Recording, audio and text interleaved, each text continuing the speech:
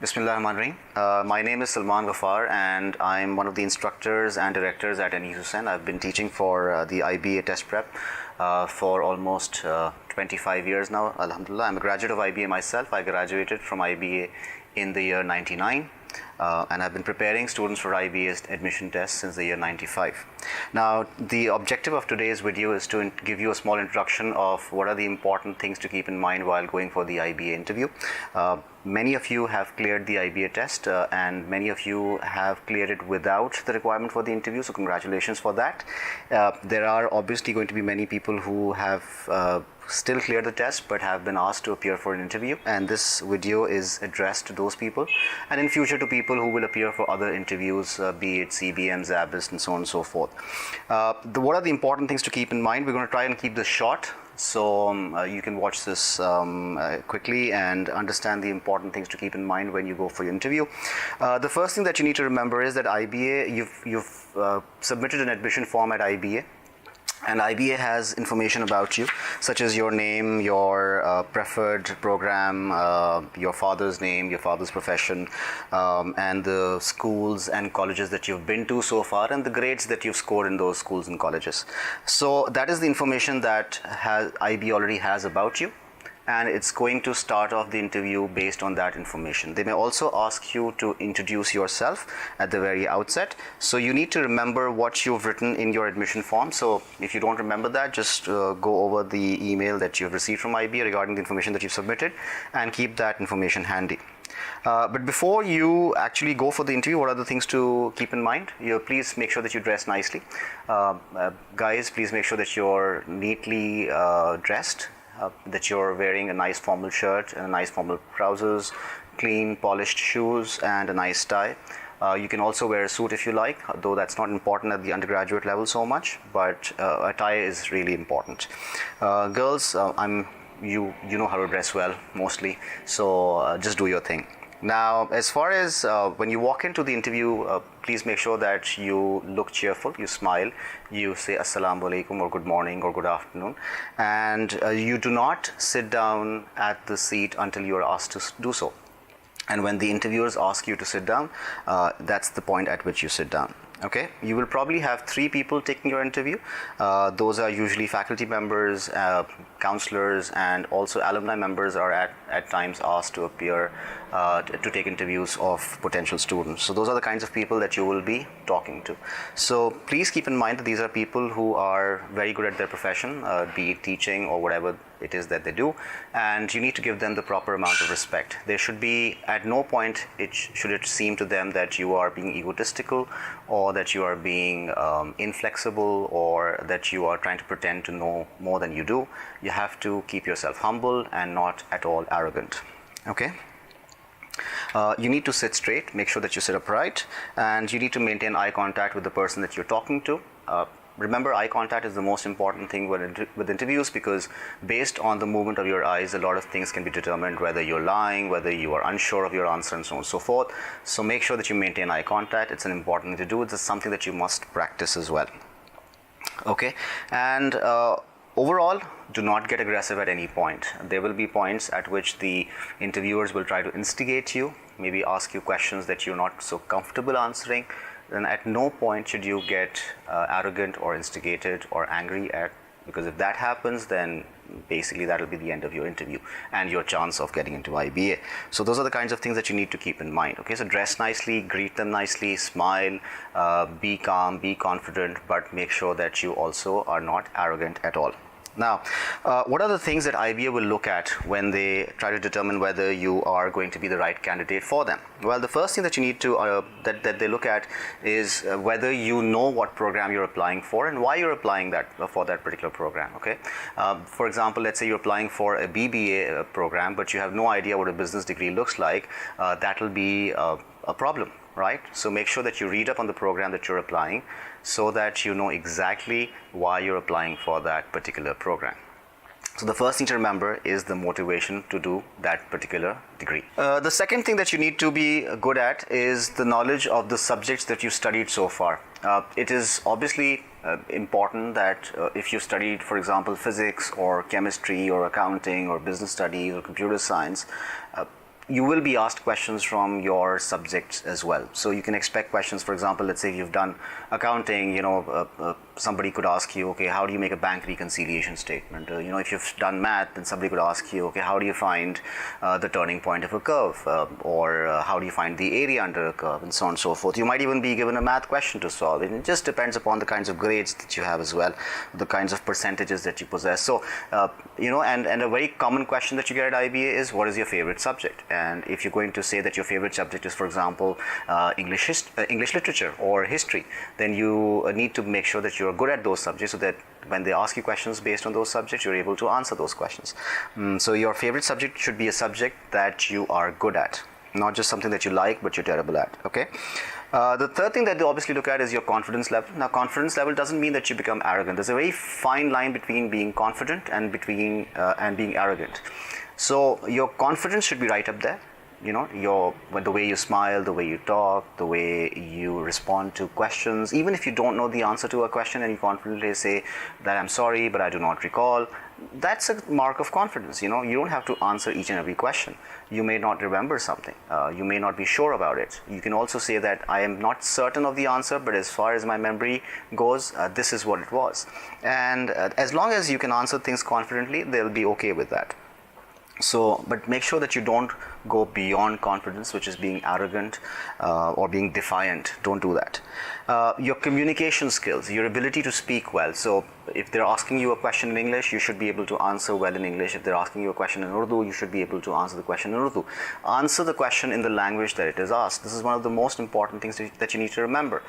If your English is weak or if your Urdu is weak, then I would strongly suggest that you practice it for the next 2-3 days and try to build your confidence in that particular language. But you must speak positively and speak well in that particular language. It's very important that you do that. Then they will also ask you questions based on your extracurricular activities. Have you done any social service, for example, or have you taken part in any sports? Is that something that you're really good at? Now, for example, you might be a great soccer player, or you might be brilliant at cricket. Whatever it is that you're good at and that you've done consistently, you should talk about it. What if you don't have a lot of extracurriculars? Well, you don't need to lie about it.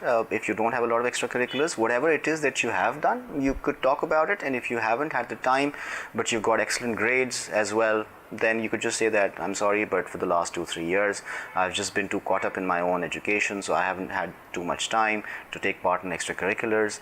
But you could talk about whether you read, or whether you play chess, or whether you like computer games. Whatever it is that you like doing, you should talk about it. But talk about it in a way that shows how it adds value to your personality. Whatever you do in life, it should add to your personality. It should add to your career growth, your personal growth. You could be great at playing computer games, and as long as that helps you achieve a certain objective in your own personality, that's perfectly fine. It doesn't have to be something that is totally out of this world.